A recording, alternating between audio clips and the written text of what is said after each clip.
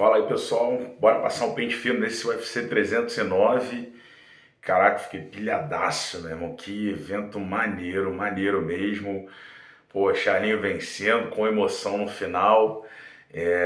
Fiquei muito feliz aí com o desfecho desse card. Tirando a luta do Jonathan Diniz, né, que acabou sendo derrotado, os brasileiros brilharam, as meninas protagonizaram uma grande luta aí no card principal também, a Vivi Araújo contra a Karine Silva. Começar falando da vitória da Eduarda Moura, né, fez uma grande luta, acho que ela ficou muito bem nessa nova divisão, que é a divisão até 57 quilos, ela é uma menina alta de 1,67 m, então eu percebi que foi importante para ela tá nessa nova divisão e se sentir bem, né? Na alimentação, na questão do descanso também, ela falou isso em entrevista, e foi uma grande luta dela contra a Verônica Hart, que é uma menina muito dura, não é à toa que estava vendo de 3 vitórias seguidas, venceu na decisão unânime, foi o que nós vimos também ali na bancada do UFC Fight Pass hoje. Parabéns para a Duda, começou muito bem nessa nova divisão, espero que ela se mantenha nessa divisão, né? Eu sou totalmente contra cortes de peso muito severos. Bom, depois tivemos aí, essa aí inclusive eu acertei, né? Coloquei aqui e acertei no nosso prognóstico aqui, na nossa prévia. Depois tivemos o Basil Rafez contra o Oban Elliott. E, cara, o Oban Elliott conseguiu um nocautaço ali no terceiro round, colocando aquela mão direita por cima da guarda. Foi muito bem, depois foi para cima, liquidou a fatura. Eu havia também visto a possibilidade de vitória para o galês nessa luta, e ele realmente foi lá e mostrou que não é à toa que estava vendo de uma sequência de 7 vitórias, né? Chega a 8 vitórias agora seguida, 3 dentro do UFC, jovem ainda, só 26 anos, um cara alto, 1,83 m para essa categoria, até 77 quilos. Foi uma boa luta. Terceira luta do card preliminar, né? Tivemos o Ramiz Brahimaj enfrentando o Mickey Gall, com a vitória do Ramiz Brahimaj com nocaute no primeiro round, né? Conseguiu ali colocar uma boa mão no primeiro round, e aí não teve jeito. O Mickey Gall, um cara que estava 23 derrotas seguidas, eu sabia que o momento dele era muito ruim, né? Fiz aí no Fantasy do UFC, coloquei minhas fichas no Ramiz Brahimaj, e não deu outro. Conseguiu a vitória no primeiro round, primeira vitória dele por nocaute. Até então eram 10 vitórias todas por finalização, e ele conseguindo essa vitória aí por nocaute, chegando agora a 3 vitórias e 3 derrotas no UFC. E aí na quarta luta do card preliminar tivemos mais um brasileiro em ação, né, que foi o Jonathan Diniz. Infelizmente não deu para o Johnny, né? O Johnny em pé estava sendo mais perigoso, mas eu acho que faltou um pouquinho mais de expertise dele no MMA, porque ele acabou indo para cima, se expondo demais e demorando, né? Ele tinha que entrar e sair com os golpes. Ele não podia ficar exposto muito próximo do Tybura, porque o jogo do Tybura é um jogo nesse estilo grinder, né? O cara que desgasta mesmo, que leva para grade, ou te coloca no solo, fica por cima te castigando. Foi o que ele fez, conseguiu fazer isso no primeiro round, o Johnny suportou, voltou para o segundo round, o Johnny estava conseguindo colocar ali mãos pesadas, e a gente sabe que nessa divisão, com uma mão ele pode liquidar a fatura, por isso que eu acho que ele deveria colocar a mão, entrar e sair, não ficar no raio de ação. Esse era o maior perigo, e ele acabou ficando, foi colocado para baixo pelo Tybura. Tybura conseguiu ali trabalhar o ground and pound, entrou com cotoveladas pesadas na reta final, naqueles segundos finais ali, e aí não teve jeito. O brasileiro foi nocauteado, não pôde nem voltar para o terceiro round por conta dos cortes no rosto, um corte muito profundo aqui no pau do nariz, como a gente costuma chamar. E aí, meu irmão, acabou tendo a primeira derrota na carreira dele por nocaute técnico. Agora, rever, né, esses estudos de luta, porque era uma luta que estava muito clara que o desenho era esse. O Tybura, tendo a oportunidade, ele ia grampear e colocar para baixo. Bom, na sequência tivemos um duelo aí entre 2 veteranos finalizadores, né? Jim Miller, o cara que tem um histórico com maior número de lutas e de vitórias dentro do UFC, aumentou essa conta inclusive, porque pegou um Damon Jackson, que é um cara que tinha 15 vitórias por finalização também, e quando tem essa luta de finalizadores, né, de especialistas na luta agarrada, a gente fica esperando até muito mais trocação do que a luta agarrada, e acabou que aconteceu isso. Os dois ficaram trocando ali no primeiro round. O Jim Miller é um cara mais perigoso no boxe.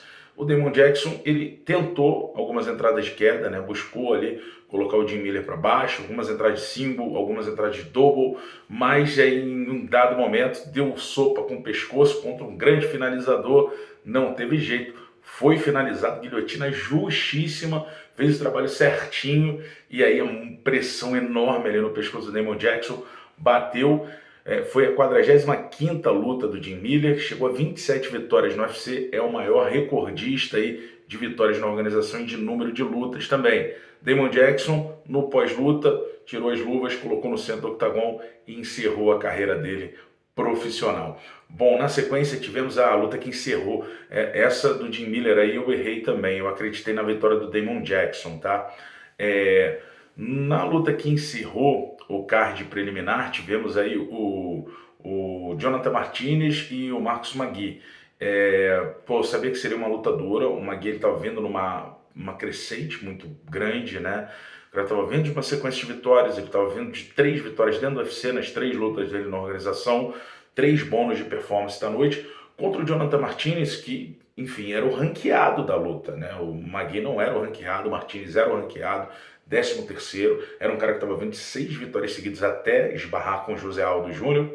Mas o que aconteceu? Eu achei que o Jonathan Martinez ficou muito tímido, não colocava o jogo dele ali dentro do octógono, né? Muito rápido o Marcos Magui, a gente tem que falar disso também. É um cara já de 34 anos de idade, eu fico imaginando esse cara com 30 anos, se tivesse nesse nível, não sei se com 30 ele estava nesse nível aí, poderia muito trabalho ainda dentro do UFC, não que não vá dar, mas com 34 anos, né, já está mais próximo ali de atingir aquela idade mais alta, que você já começa a cair, né, na questão de atleticismo, enfim, de velocidade, mas continua sendo um cara muito veloz, o Marcos Magui. Para mim foi dele o primeiro, o segundo round, achei o Jonathan Martinez melhor no terceiro round, por isso eu vi aí a vitória do Marcos Magui lá também com os meninos, venceu aí depois na decisão. Eu havia apostado minhas fichas no Jonathan Martinez lá no Fantasy do UFC, porque eu acho que o jogo do Martins daria para casar com o Marcos Magui, só que ele não atuou, cara. Ele ficou primeiro e segundo round ali, muito passivo, trazendo poucos golpes, já conectou poucos golpes contra um banho. O Marcos Magui teve um momento lá no primeiro round que, quando eu olhei os golpes significativos, estava 19-4, então, não dá para um cara ranqueado que tem como o seu jogo para buscar a vitória, o jogo da trocação, tomou um 19-4 ali no primeiro round, perdeu por decisão unânime, perdeu muito bem, realmente perdeu a luta, não teve jeito. Bom, abertura do card principal, tivemos aí o nosso brasileiro Maurício Ruff contra o Rames Leontop, né? Muita expectativa para essa luta do Ruff, porque o brasileiro é um grande showman, é um artista marcial de verdade, um cara com um alto grau de letalidade, né? Com muitas vitórias pela via rápida. Teve pela frente o Rames Leontop, foi um cara que aceitou a luta em cima da hora. Os dois combinaram o peso, porque o Leontop ele não conseguiria bater os 70 quilos, combinaram 74.800. Mesmo assim, o Leontop ficou acima, ficou 75.400 ali. E foi uma luta dura, né? Com, obviamente, os melhores golpes conectados aí. Meu telefone tá tocando aqui, peraí. Bom, eu tive que voltar aqui porque eu tô no hotel, né? Eu tinha pedido para eles me ligarem às 4 da manhã aqui, que eu tenho que pegar o voo daqui a pouco. Mas eu nem vou dormir, eu vou direto. Se eu dormir, vai dar Beyblade, né? Mas é isso, cara, luta dura. Peruano, um cara que estava vindo de 2 derrotas na organização, mas mostrou que tem muito queixo, porque, meu irmão, o Ruff conectou muita mão pesada nele, muita. Ele sofreu o knockdown, mesmo assim continuou na luta, é resiliente o cara, e eu acho que isso também acaba mexendo até um pouco com o Ruff, né, cara, porque ele conectou realmente golpes muito duros em cima desse peruano, e o cara conseguiu suportar a pressão ali, se manter em pé, e perdeu na decisão unânime. Inclusive, foi um cara que deu trabalho no último round, tá? Eu vi primeiro e segundo round muito claro pro Ruff, né? Na questão de golpes significativos conectados, golpes duros, com o Ruff muito mais próximo de conseguir a vitória, né? Achei até que o Ruff conseguiria a vitória por nocaute técnico ali em dado momento, mas no terceiro round o peruano ele se apresentou melhor, cara. Deu trabalho pro Ruff. Espero até que ele tenha outra oportunidade na organização, né? Porque estava vindo de 2 derrotas, é um cara que também veio do Dana White's Contender Series na temporada passada, mas entregou uma grande guerra. Pô, o Ruff mostrou que é um craque mesmo, né? A gente percebe que ele é um atleta muito plástico mesmo. É uma apresentação para mim que foi uma boa apresentação do Ruff, mas teve um cara que entregou realmente uma batalha duríssima pela frente, mas aí o brasileiro venceu na decisão unânime. Bom, depois na sequência tivemos um duelo brasileiro, Vivi Araújo contra Karine Silva. Vi um primeiro round melhor para Karine Silva, muito parelho, mas assim, levemente pendendo para a Karine Silva. Segundo e terceiro rounds para mim, muito claros para Vivi Araújo, foi assim que eu enxerguei. Enxerguei um 29-28 para Vivi Araújo. Foi até uma surpresa para mim. Eu acredito muito no jogo da Vivi Araújo, mas por conta da juventude da Karine em relação a Vivi e do momento que ela tinha no MMA profissional, eram 9 vitórias seguidas, e sendo uma atleta perigosa quando trabalha por cima, eu achei que seria um jogo melhor para ela, mas cara, a Vivi ela veio com uma estratégia muito boa, evitando essas aproximações da Karine Silva, conseguindo conectar upper por dentro ali nas aproximações, ela conectou alguns, trabalhou muito bem, circulou, ficou evadindo o tempo inteiro e era o jogo para ela. Apesar de ser uma faixa preta de jiu-jitsu a Vivi, era o jogo realmente para ela fazer isso, para ela não permitir que a Karine se aproximasse, grampeasse, colocasse para baixo para trabalhar a top position. Fez isso muito bem, tirou onda a Vivi Araújo, belíssima vitória para ela e a gente percebeu, né, que ela tirou um peso das costas com essa vitória, porque realmente a Karine ela vinha num hype muito grande. Eu Vivi estava vendo de derrota, perdeu para a Natália Silva, né? Bom, depois tivemos Bo Nickal e Paul Craig. Eu não vou me estender muito nessa luta. Era uma luta assim que eu não esperava muita coisa, sinceramente. O Bo Nickal, apesar é um All-American, é um cara, um especialista, né, no wrestling, mas né, eu acho que já era esperado que a luta fosse nesse desenho.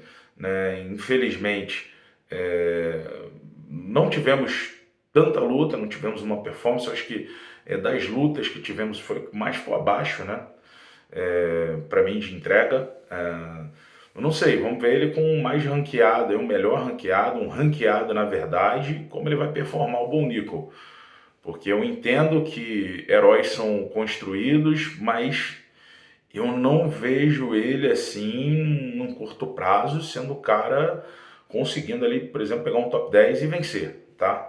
Não consigo enxergar. Ganhou ali do Paul Craig na decisão, mas para mim ficou devendo.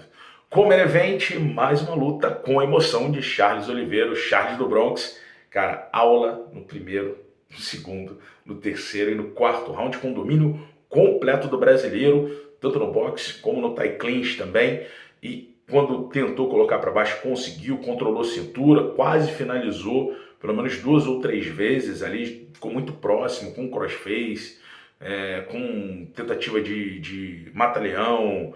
Cara, o Charles é um craque, e o último round, como sempre, né, Charles? Trazendo emoção pra gente aqui que tá torcendo pra você. Pô, entrou uma mão direita pesada do Michael Chandler, o brasileiro sentiu, mas é muito resiliente, né? Mesmo com o Michael Chandler indo pra cima, cara, e o Michael Chandler colocou vários golpes na nuca do Charles. Uma hora já dá um sono, é brabo. O cara colocou vários golpes na nuca do Charles e o árbitro não falou nada, mas foram vários, pelo menos uns 4 ou 5 que eu contei. Né? Antes o Charles acusou um dedo no olho, eu confesso que eu não vi no replay ali, não vi mesmo, é que eu não vi o dedo pegando no olho, eu não vi replay do lance. Mas assim, na hora que o Charles foi pro solo, foram muitos golpes na nuca dele, o árbitro não fez nada. Mas enfim, o Charles suportou, ainda terminou nas costas do Michael Chandler, quase finalizando, e esse é o Charles do Bronx, né?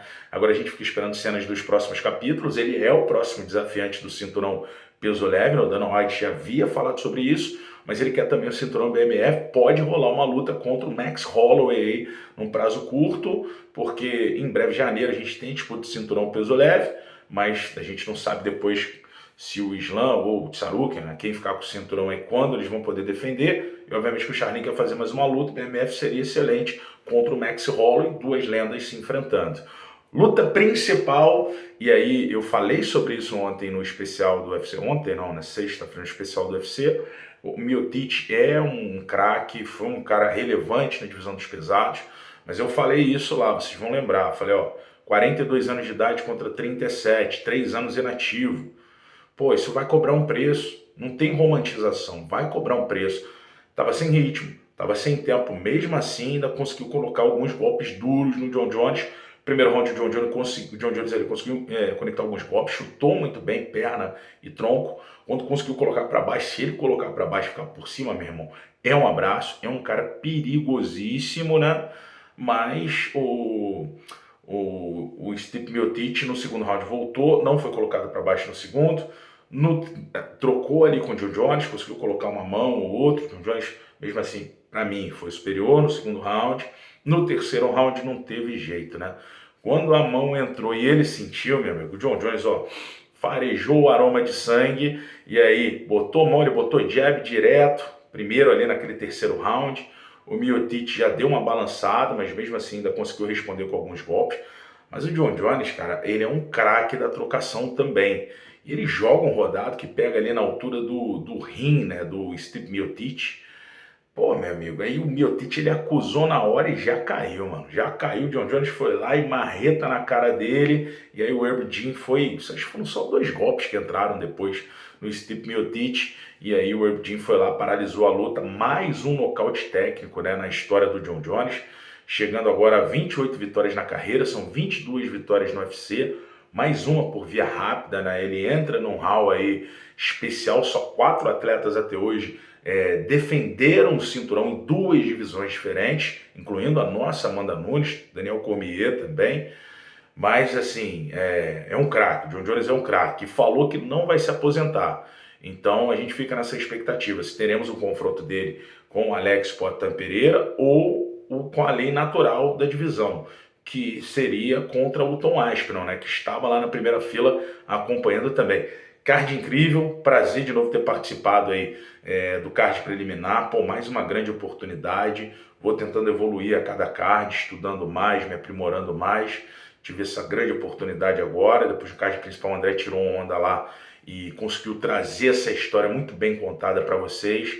E é isso. Essa semana eu vou trazer a análise do card do próximo sábado. A gente vai fazer aquela live especial lá de novo para a gente resenhar. E eu tô com vocês agradecido demais pela oportunidade, tá bom? O canal aqui é humilde, mas é de vocês.